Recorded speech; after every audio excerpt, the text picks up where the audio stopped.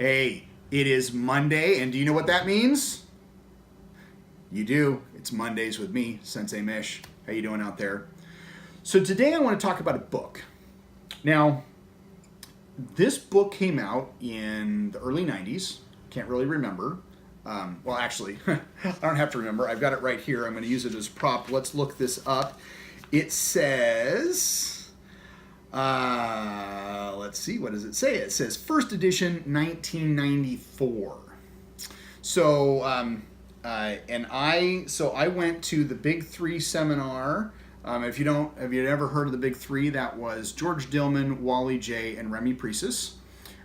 Pressure Points, Small Circle, and Modern Arnis. So anyway, so George, Wally, and Remy, they did these seminars called the Big Three, and they went all around the country. So in 94, February of 94, I believe it was February of 94, they were in Houston, Texas. And this was the first seminar of theirs that I went to outside of the Pacific Northwest. I was like, never been to Texas before. I'm going to see these guys. So I went down there. Can't remember. I was 20-something, 94. So, yeah, I was 22. February. So anyway, so I go down there, and on the plane, I read cover to cover this new book, because this book came out right before the seminar. So, and as you can see, my copy, now back in the day, this is Dillman's second book. This was the book to have. I mean, it had information that other books didn't. It was a major step up from his first book. And to all those Dillman haters out there, right now for this video, you can go screw yourselves, because this book was fucking awesome. Okay? Still kind of is. One of my favorite Dillman books, by the way, George, if you're happen to watch this, one of my favorite books. You can't get this anymore. He has an upgraded book. That's okay, but one of my favorite books. Okay. So anyway, so this book comes out. Very super excited about this book. Read it cover to cover. Had some great information on there. And on the cover, it's got George and a guy named Ian Wyatt from Australia. Super cool dude. Actually, I might be wrong. I think he's from New Zealand. I can't remember. Anyway, I've met Ian. Ian's an awesome dude. If you know Ian, let him know. I think he's awesome. I've met him. He's a cool guy. Anyway, so anyway, pretty cool cover. Great. So in a nutshell, a cool book, lots of great information. Okay? If I hadn't already been in in Dillman and learning pressure points, if I was at a bookstore and I saw this book and I'm like, oh, advanced pressure point fighting, oh, that's pretty cool, and I'd look and go, great information, I'd probably buy the book because of this. Now, there was, in George's first three books, he had a softbound and a hardbound. Okay. Now, at the time, I had not purchased the hardbound edition because, well, young martial artists didn't have a lot of money. But one of my buddies did, and I eventually ended up getting my own hardbound copy. This. Now, this is mine. This is not my buddy's. I actually ended up buying this years and years later. No offense, Sensei Dillman, but this is a bad color. I don't know who did the artwork.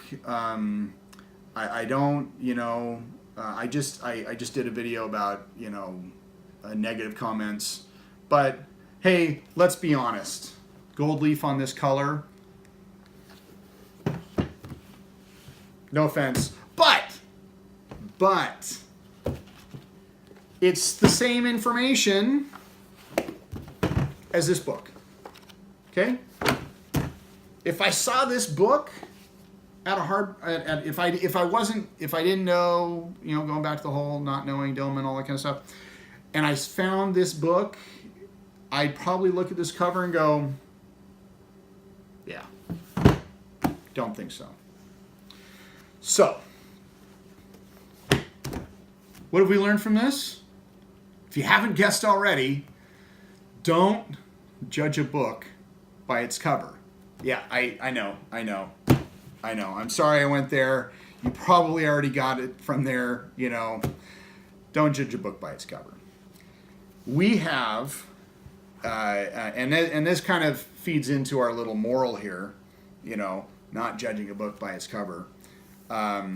We have, unfortunately, a broken society nowadays. Racial tension is high.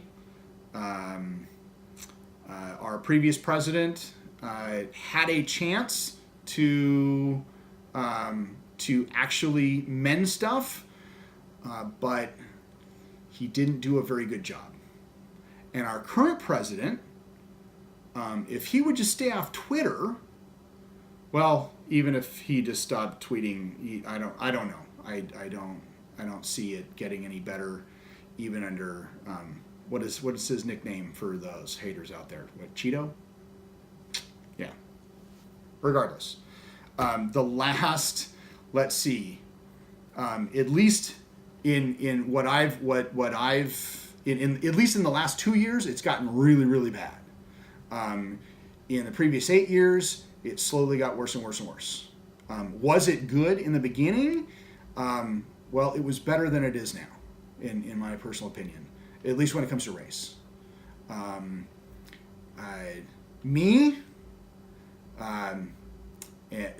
Okay, so yes, I'm a 40-year-old white guy. You'd probably say that, what's the term now? White privilege? God, I fucking hate that term. Is it true? Yeah, that's debatable. But when we judge somebody, I want to make a shirt that says, I don't judge people, I just profile them. Because I get paid to profile. I work in security. We profile people. But we profile people based on their actions, the way they act, the way they move, if they look like they're doing something shady. And honestly, I don't care what color you are. I don't care if you're black, you're white, you're yellow, you're purple, you're red. I don't care, honestly. And I don't want to use the term I don't see color, because obviously I do. If I see a black guy, obviously I see that he's a black guy. Well, more so brown, but yes, they're actually, in fact, I work with somebody he is so dark, he could be considered black, like black. But yes, yeah, I see that somebody has a skin that is shaded, whatever color. My wife, I'd say she's more milk chocolate than dark chocolate. And that might be considered racist, but if you're going to go there, that's all your fault, because it's not a racist comment. Okay? That's all your thought process, not mine. But it's unfortunate that when people see people of other races, other than their own, let's say black people looking at white people, or white people looking at black people, or Asian people, or Latino, or whatever, that we have some type of preconceived notion. Okay?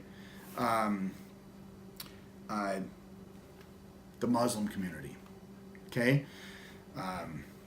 Okay, so let me tell you a little story.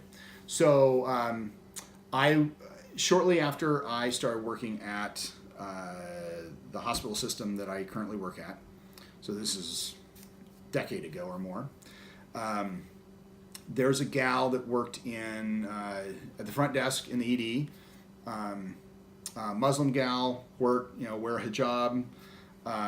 Just an awesome person. I'm glad that even though we don't like chat, I'm glad that she can, Facebook stalk me, and I'm glad I can Facebook stalk her, because she is just a very cool person. She comes up to me just out of the blue. Now we had kind of talked here and there, business stuff, patient this, patient that. But she had just come up to me and she says, Mish, you are the first security officer that I've dealt with that I haven't had to tell another security officer that I'm a good Muslim. Now that's because, and that's sad that she had to do that, because when we get in this judgy mood when we see certain people, and especially the whole Islamic thing, and I don't want to say Islamic thing. Let me rephrase that. Extremists, and extremists of any religion is a bad thing. Extremists of anything is a bad thing. Okay. But so she made some comment, and me, for those of you who don't really know me, I tend to just kind of say things. Sometimes people find them offensive, sometimes people don't. But I do choose my audience, so I do know how to behave. I do know how to be good in good company, but just the vibe I got from her. When she tells me this, she says, you're the first security guy that I haven't had to tell the other security guys that I'm a good Muslim. And so I shot back with, well, even though you are, wearing hijab and long sleeves and your covering is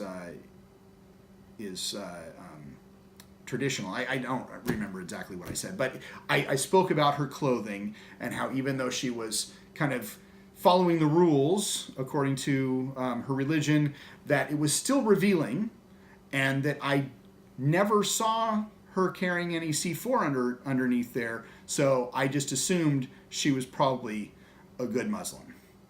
And she just, now this could have gone very badly.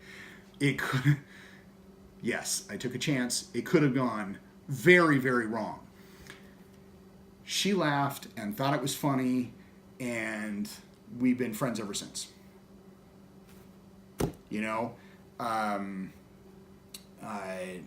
And in fact, we actually kind of used to joke, the whole, are you a good witch or a bad witch? And so, are you a good terrorist or a bad terrorist? So you had to have been there. But anyway, it's all about, we automatically think when we see somebody, whether they be of Jewish descent or Islamic descent or Christian or black or white or yellow or brown or blue or whatever, they're different. If they're different from us, there's automatically, Martin Luther King once said, and I'm going to read it here because I can't remember it. I have a dream that my 4 little children will one day live in a nation where they will not be judged by the color of their skin, but by the content of their character. I was brought up to judge people based on their character. That's why I don't care what color you are. That's why I don't care who you believe in. That's why I don't care what you do in your bedroom. I could give a shit. I don't care who you are. I care how you treat me. I care how you treat other people. And that's how I will treat you. We've gotten away from this in our country. Some people will say that we've never been there. I disagree. I remember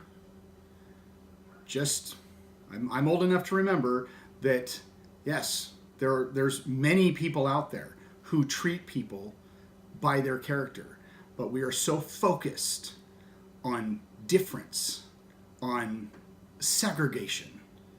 We have to focus on somebody's diversity, which is fine. I have no problem with diversity. Celebrate yourself. That's what life is about, to celebrate yourself and to be yourself. But don't force yourself down my throat, okay? Don't think you're all that by thinking you're all that, okay? We've gotten away from treating people based on their actions and how they treat others and their integrity. But we automatically look at that black kid who has a new bike and we automatically think that he's a thug or a thief. We automatically look at that white guy wearing a MAGA hat and call him a racist.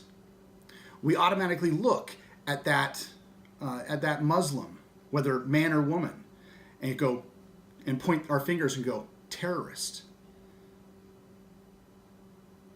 Why? Are we all that fucking paranoid? Rodney King once said, can't we all just get along? And can't we? What's holding us back?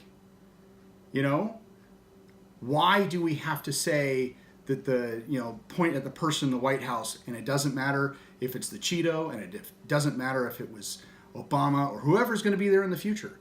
Why do we have to say that person's a Nazi? That person's a dictator? Why do we have to look at our neighbors and go, God, they look different? Can't we just say, hey, my name is Mish. How are you? And if they treat you like an asshole, just ignore it. You don't need that in your life. But what we need to do is we just need to be good humans and treat each other like good humans. As Bill and Ted once said, be excellent to one another. Okay, that's all I have to say about that. Now, if you are still not a subscriber, please hit the subscribe button. If you want to know the next time I post a video, whether it be a Mondays with Sensei Mish, or a Q-Show Corner episode, or a podcast, hit the little bell as well, and that'll notify you. Until then, be excellent to one another, be safe, and I'll see you on the next video.